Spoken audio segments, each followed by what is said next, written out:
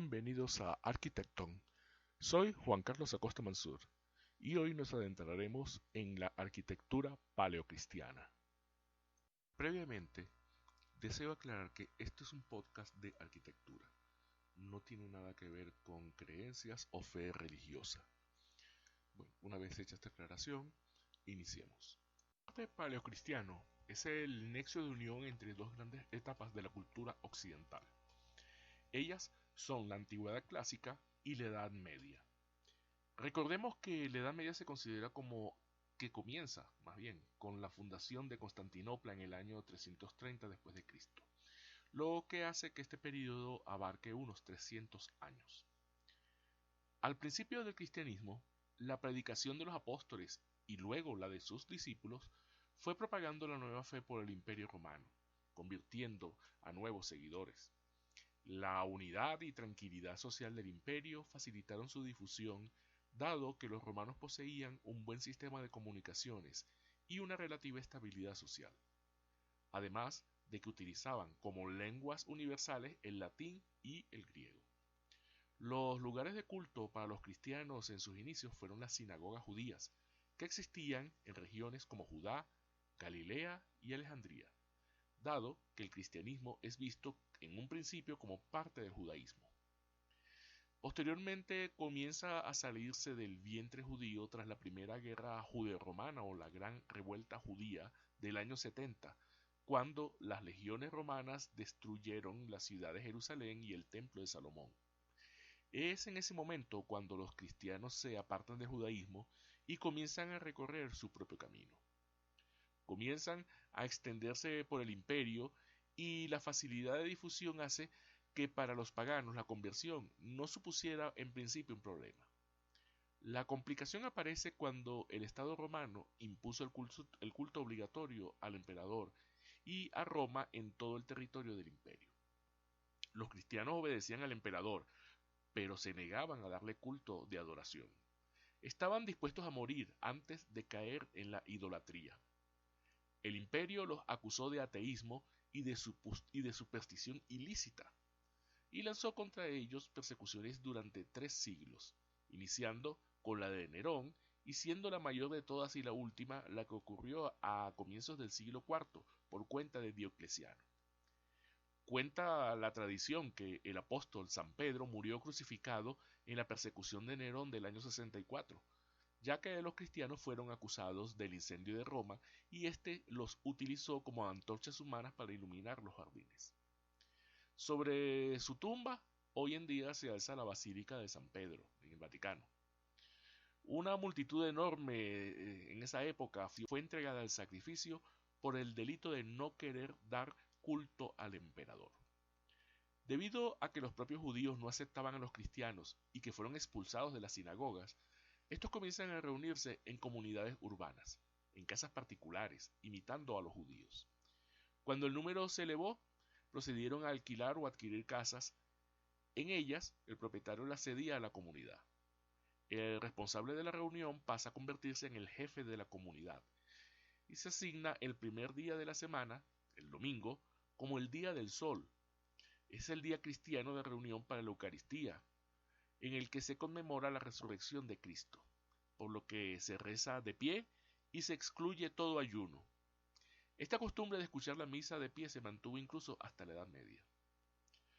Podían usar tanto el comedor de una casa romana de un cristiano adinerado, como podían usar la sala, el patio de la casa, un huerto o un cementerio, donde colocaban una plataforma para el orador o lector y una mesa para la celebración de la Cena del Señor. La sala de baño o piscina que tenían estas casas podían usarse en el rito de iniciación del cristiano, es decir, el bautismo. A estas casas se les conocía como Domus Ecclesiae o Titulus. Algunos cristianos donaban sus casas a la iglesia para ser dedicadas como lugar de culto, siendo las más antiguas las de San Martín del Monte en Roma y la Dura Europos en Siria. Estas prácticas fueron habituales en el siglo II. Existían también los cementerios o cementerios, donde se hacían los enterramientos cristianos. Las tumbas estaban cubiertas por losas. Surgen las catacumbas debido al problema de conseguir terrenos para enterrar a los muertos, dadas las persecuciones religiosas de la época. Es por ello que los pocos terrenos que conseguían abrían o excavaban galerías subterráneas para aprovechar el espacio, y aunque eran lugares estrechos, algunas eran decoradas con pinturas o motivos religiosos, e incluso llegaron a construirse pequeños mausoleos en ellas, decorados con frescos o mosaicos alusivos al Nuevo Testamento o a la vida de los primeros mártires que murieron defendiendo su fe. Es posible que en momentos de persecución, como ocurrió en diversas etapas de este periodo, hasta el Edicto de Milán, estas catacumbas fueran utilizadas también como lugar para rendir el culto. Desde mediados del siglo III ya se comienza a utilizar y a construir edificios para el uso concreto de la iglesia. Estos eran verdaderos lugares de culto. La referencia más antigua que tenemos de este tipo de construcción, dedicada a las reuniones de los cristianos, es la casa iglesia de Durauropos en el Éufrates, que data del año 250 aproximadamente. Los edificios de uso del culto cristiano fueron cada vez más comunes. A comienzos del siglo IV, los cristianos fueron otra vez terriblemente perseguidos. En ese entonces el emperador Diocleciano desató en el año 303 lo que se conoce como la Gran Persecución. Fue un intento de restaurar la unidad estatal, amenazada a su entender por el incesante crecimiento del cristianismo. Entre otras cosas, ordenó demoler y o confiscar las iglesias de los cristianos, quemar las copias de la Biblia, condenar a muerte a las autoridades eclesiásticas, privar a todos los cristianos de cargos públicos y derechos civiles, y hacer sacrificios a los dioses so pena de muerte. En el año 311, y ante la ineficacia que tuvieron estas medidas para acabar con el cristianismo, Galerio, por motivo de clemencia y también de oportunidad política, promulgó un decreto de indulgencia por el que cesaban las persecuciones anticristianas. En él se reconoce a los cristianos la existencia legal y libertad para celebrar reuniones y construirse templos. Posteriormente, luego de que Constantino fuera elegido emperador en Occidente en el 312, ya en el mes de febrero del 313 se reúne en Milán con el emperador de Oriente, Licinio. Recordemos que ya en esa época el imperio se había dividido entre Oriente y Occidente. Entre otras cosas, tratan el tema de los cristianos y acordaron publicar nuevas disposiciones en su favor. El resultado de este encuentro es lo que se conoce como el Edicto de Milán, donde se establece el principio de libertad de religión para todos los ciudadanos, y como consecuencia, se reconoce explícitamente a los cristianos el derecho a gozar de esa libertad. El edicto permitía practicar la propia religión no solo a los cristianos, sino a todos, cualquiera que fuera su culto. También se decreta restituir a los cristianos sus antiguos lugares de reunión y culto, así como otras propiedades que habían sido confiscadas por las autoridades romanas y vendidas a particulares en la pasada persecución. Vamos a leer parte de este edicto. Abro comillas.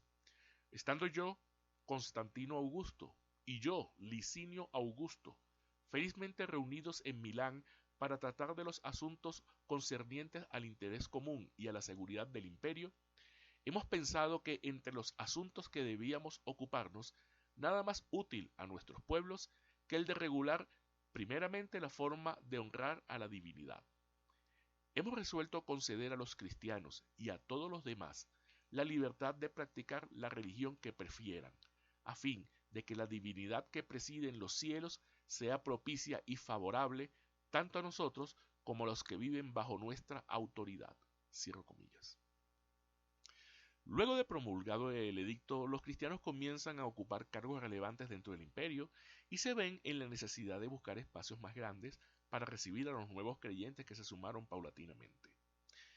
Para ello se adaptan unos edificios públicos que utilizaban los romanos como tribunales y lugares de reunión y de contratación llamados basílicas, ya que se adaptaban perfectamente al nuevo culto que estaba creciendo. Dentro de las basílicas originales del Foro Romano podemos citar la Basílica Porcia, que fue construida en el 184 a.C. por Marco Porcio Catón, o Catón el Viejo. La Basílica Emilia, construida por el censor Emilio Lépido en el 179 a.C. La Basílica Opimia, construida por el cónsul Opimio en el 169 a.C. La Basílica Sempronia, construida por Marco Sempronio Graco.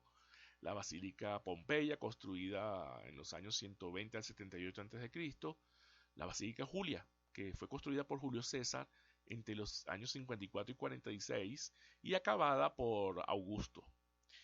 Y por último, la Basílica de Magencio, una de las más espléndidas y uno de los edificios más importantes de su tiempo, que fue iniciada por el emperador Magencio entre los años 307 y 310 y acabada por Constantino después del año 313, o sea, después del Edicto de Milán.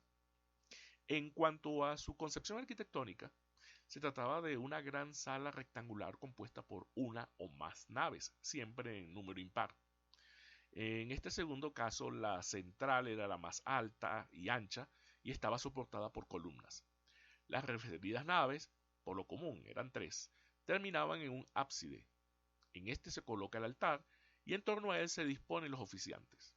Estaban precedidas por un atrio o plazoleta, seguida del nártex, que servía de entrada.